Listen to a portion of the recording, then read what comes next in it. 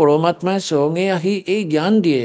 যেনেদৰে ঋগ্বেদৰ মণ্ডল number 9 সূক্ত number 86 86ৰ মন্ত্ৰ 26 আৰু 27ত, ঋগ্বেদ মণ্ডল নম্বৰ 9 সূক্ত 54ৰ মন্ত্ৰ 3ত, ঋগ্বেদ মণ্ডল নম্বৰ 9 সূক্ত 82 82ৰ মন্ত্ৰ নম্বৰ 1 2 3ত, ঋগ্বেদ মণ্ডল নম্বৰ 9 সূক্ত 94 মন্ত্ৰ 1ত, ঋগ্বেদ মণ্ডল নম্বৰ 9 সূক্ত নম্বৰ 95 95 মন্ত্ৰ 2ত, ঋগ্বেদ মণ্ডল নম্বৰ 9 আৰু সূক্ত 20ৰ মন্ত্ৰ 1ত, ঋগ্বেদ মণ্ডল নম্বৰ 9 সূক্ত 1 মন্ত্ৰ 8 আৰু 9ত, ঋগ্বেদ মণ্ডল নম্বৰ 9 সূক্ত 96 অৰ্থাৎ 96 16ৰ পৰা 20লৈকে আৰু বিভিন্ন স্থানত এয়া বেদত স্পষ্ট কৰি দিছে যে সেই পৰমাত্মা ওপৰৰ লোকত থাকে আৰু তাত ৰজাৰ দৰে সিংহাসনত বিৰাজমান হৈ আছে।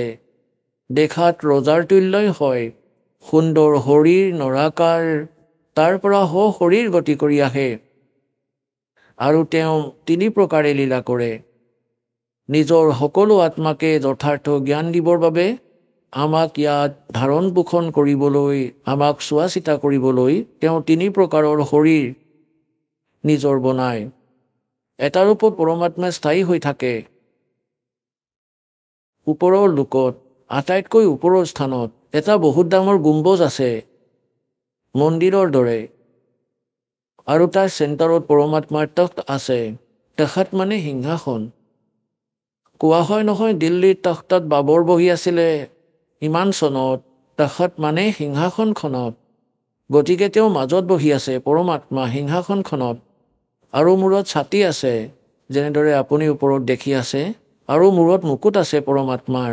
দেখাত ৰজাৰ দৰে পৰমাত্মা তাৰ পৰা, গতিকে এক প্ৰকাৰে তেওঁ তাত সেই শৰীৰে আছে আৰু সেই পৰমাত্মা নৰাকাৰ হয়, মনুষ্য সদৃশ হয়।